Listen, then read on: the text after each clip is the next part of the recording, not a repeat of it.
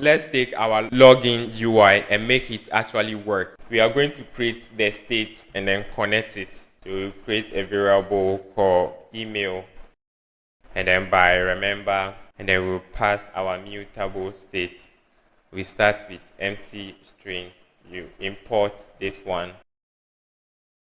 So I'll duplicate this one and then call it password.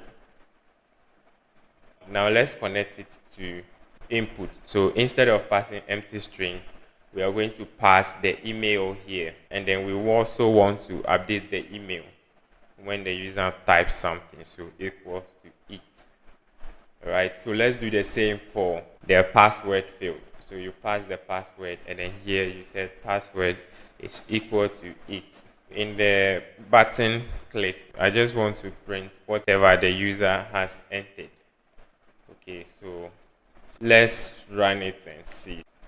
So when the user enters email at ma.com, and then my password will tester69. So if I click on login, we expect to see, anytime we use the print, we want to see the results from here. So when you come here, where there's a lot of messages, so you scroll to the bottom and then you see what the user has entered, which is what test at ma, and then the password tester69.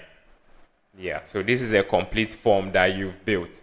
So in the next video, we'll learn about something called state hoisting.